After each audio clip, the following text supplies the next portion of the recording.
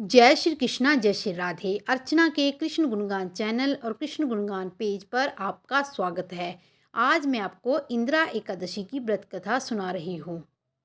धर्मराज युधिष्ठिर कहने लगे कि हे भगवान, मैंने भाद्रपद शुक्ल एकादशी का विस्तार पूर्वक वर्णन सुना। अब आप मुझे कृपया करके अश्विन माह के कृष्ण पक्ष की एकादशी के विषय में भी बतलाइए। इस एकादशी का क्या नाम है तथा इसके व्रत का क्या विधान है, इसका व्रत करने से किस फल की प्राप्ति होती है। श्री कृष्ण भगवान कहने लगे कि हे अर्जुन, इस एकादशी का नाम इंदिरा एकादशी है। यह समस्त पापों को नष्ट करने वाली तथा पितरों को अधोगति से मुक्ति देने वाली है।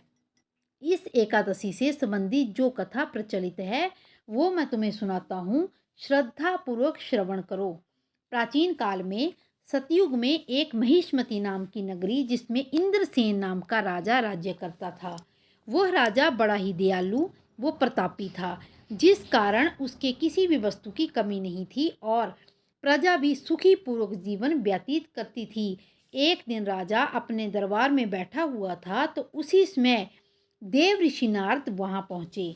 नारद जी को देखकर राजा अपने आसन से उठे और उनका भव्य स्वागत करके प्रणाम किया और उन्हें आसन ग्रहण करने को कहा।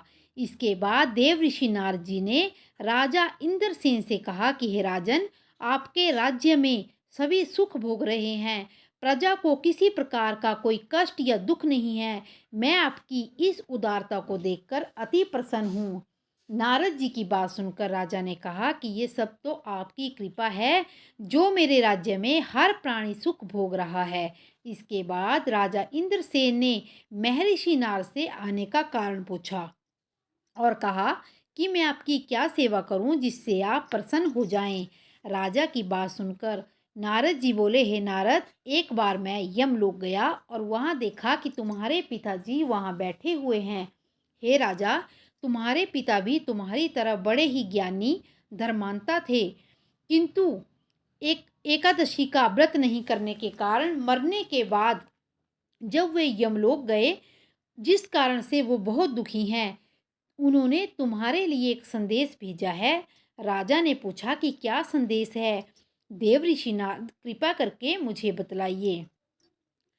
आपके पिता ने कहा है कि हे देव ऋषि, आप मेरे पुत्र इंद्रसेन, जो इस समय पृथ्वी पर महिष्मती नाम की नगरी के राजा हैं, उनके पास जाना और कहना, मैंने पूर्व जन्म में कुछ बुरे कर्म किए हैं जिससे मुझे इस लोक में आना पड़ा है। यदि मेरा पुत्र मेरे लिए अश्विन मास की कृष्ण पक्ष की इंदिरा एकादशी का व्रत पूरे विधि विधान और श्रद्धा भाव से करेगा तो मुझे इस लोक से मुक्ति मिल जाएगी, जिसके कारण मैं स्वर्गलोक में वास करूंगा। यह सुनकर राजा ने देव ऋषि नारद से पूछा कि कृपया करके मुझे इस इंदिरा एकादशी का विधान बताइए, जिससे मेरे पिता को स्वर्गलोक की प्राप्ति हो।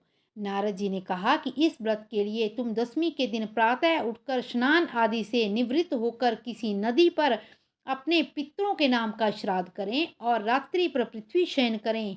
जिसके बाद एकादशी वाले दिन प्रातः जल्दी उठकर सूर्य भगवान को जल चढ़ाने के लिए एक लोटे में जल, धूप, दीप, पुष्प आदि डालकर भगवान विष्णु को चढ़ाएं और इस व्रत का संकल्प लें और कहें, मैं आज पूरे दिन निराहार रहूंगा और सभी भोगों का त्याग करूंगा।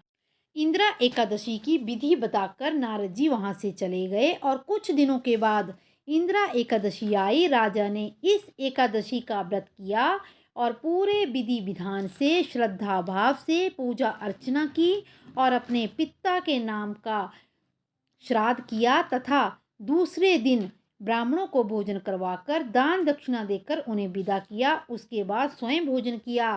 राजा इंद्रसेन ने इंदिरा एकादशी के व्रत के प्रभाव से यमलोक से मुक्ति दिलवाई और वो सदा के लिए स्वर्गलोक चले गए। हे युधिष्ठिर, यह इंदिरा एकादशी के व्रत का महात्म्य मैंने जो तुमसे कहा, इसे पढ़ने से और सुनने से मनुष्य के सब प्रकार के पाप छूट जाते हैं और मनुष्य सब प्रकार के भोगों को भोगकर वैकुंठ को प्राप्त होता है। इसी तरह से और भी कथाएं सुनने के लिए मेरे चैनल को लाइक, शेयर और सब्सक्राइब करें और कमेंट बॉक्स में जय श्री कृष्णा अवश्य लिखें। जय श्री कृष्णा, जय श्री राधे।